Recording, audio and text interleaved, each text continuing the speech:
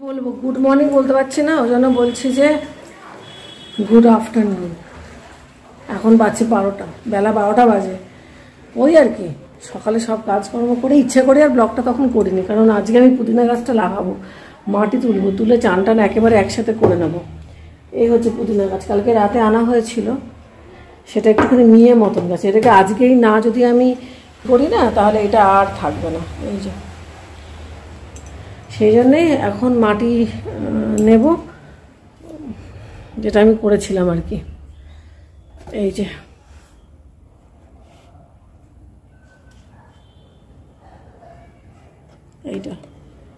এটাতে মাটিতে তুলে নিই। আর তারপর বৃষ্টি হয়েছে তো ভালোই, বৃষ্টি মতন সকালবেলা হয়েছে, এখন আমার অন্ধকারও করে আসছে, হয়তো বৃষ্টি হবে আবার। মা কি সুন্দর, কি করে দেখাই বলুন তো আপনাদের, আমার তো হাতও পৌঁছাবে না।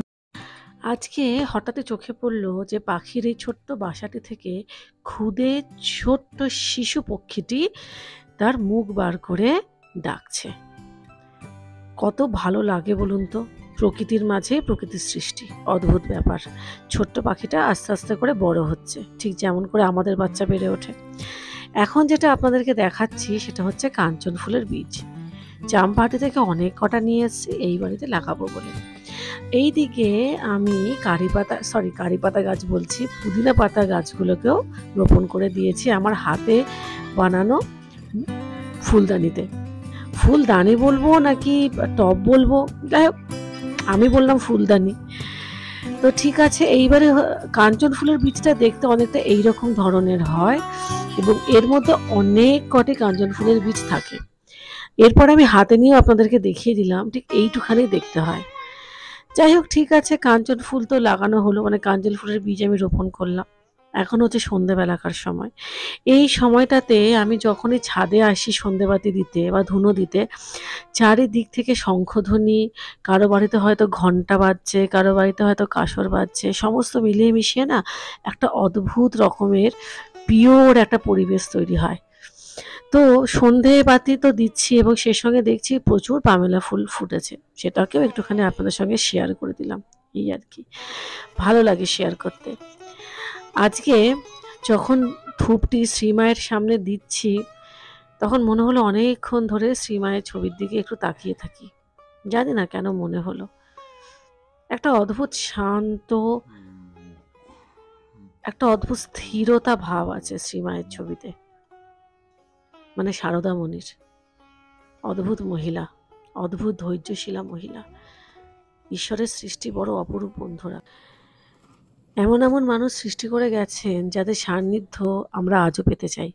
যাই হোক, আজকে আমার কর্তা টিফিন খাননি অফিসে, আর এদিকে আমি একটু মুড়ি খাচ্ছি সন্ধ্যাবেলা।